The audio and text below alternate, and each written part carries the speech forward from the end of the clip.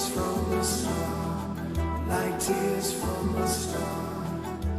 On and on the rain will say how fragile we are. Bonjour Brigitte Fanny. Bonjour Laurent. Vous n'aurez plus jamais peur du cancer, nous dit un éminent médecin dans un livre qui paraît. Or, il faut savoir que chaque année, c'est vous qui me l'avez dit, 400 000 Français se voient diagnostiquer un cancer, c'est près du demi-million.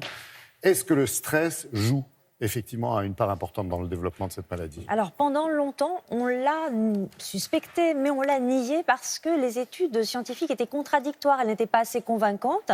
Mais ce qu'il faut savoir, c'est que les patients eux-mêmes, quand ils ont un cancer, souvent vont rattacher cette maladie à un stress, un événement traumatisant qu'ils ont connu auparavant.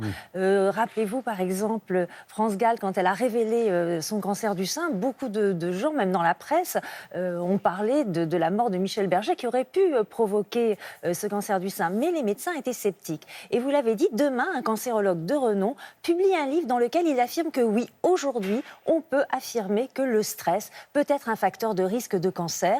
À l'appui de nombreuses études scientifiques, il cite par exemple des études qui ont été réalisées sur les survivants de l'Holocauste, études qui montrent que ces derniers ont un risque accru de 21 à 27% d'avoir un cancer. Des études aussi réalisées sur le stress au travail. Et deux études très complètes, l'une réalisée en Finlande sur 18 000 femmes qui ont été suivies pendant 22 ans. Celles qui avaient connu un divorce ou un deuil avaient 35% de plus d'avoir un cancer du sein, 35% de risque en plus. Et une étude réalisée aussi chez les hommes en Angleterre, 15 000 hommes suivis pendant très longtemps. Et ceux qui souffraient d'anxiété généralisée avaient 2 fois plus de risque de décéder d'un cancer. Alors maintenant, c'est comment expliquer les liens, ces liaisons dangereuses entre stress et cancer, et de quel stress aussi parle-t-on? Réponse avec ce cancérologue.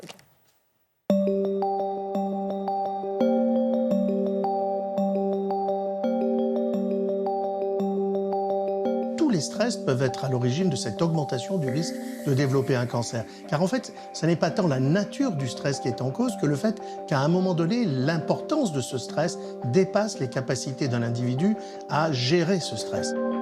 Pour les émotions négatives, comme la tristesse, par exemple, la perte d'un conjoint, eh bien, c'est quand la personne n'arrive plus à se soulager de cette tristesse, n'arrive plus à discuter, à partager son émotion. Et ces situations-là, d'augmentation du stress au-delà des capacités ou cette tristesse qu'on n'arrive plus à partager, qui déclenchent à ce moment-là un certain nombre de mécanismes qui peuvent augmenter le risque de cancer.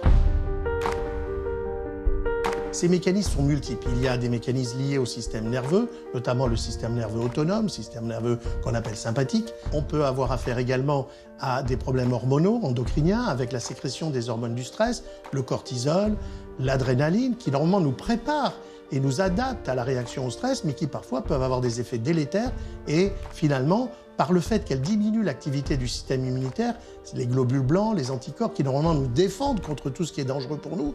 Et au contraire, là, les hormones du stress vont diminuer son activité.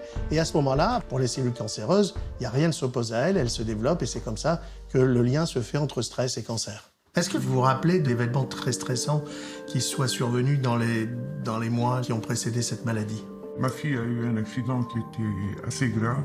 Moi, personnellement, ça m'a beaucoup affecté. Vous allez être étonné, mais en fait, il faut beaucoup de temps, entre 5 et 30 ans, entre le moment où un stress va provoquer les premiers éléments d'un futur cancer et le moment où on va vraiment voir ce cancer, en faire le diagnostic.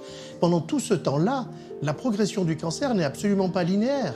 Les cellules ne se multiplient pas en permanence. Quand on est dans un environnement très stressant, il va y avoir justement une baisse des défenses immunitaires et le cancer va pouvoir accélérer sa prolifération. Si au contraire, on est dans des phases où on va bien, où on n'a pas d'émotions très traumatisantes, alors à ce moment-là, on va ralentir l'évolution du cancer. Il est très important, vraiment, au regard de tout ce que l'on sait aujourd'hui entre le stress et le cancer, de se protéger du stress, de pouvoir partager, ne serait-ce que par une psychothérapie ou avec un parent proche, mais pouvoir partager, se libérer, se décharger d'un trop-plein de stress, d'un trop-plein d'émotions négatives.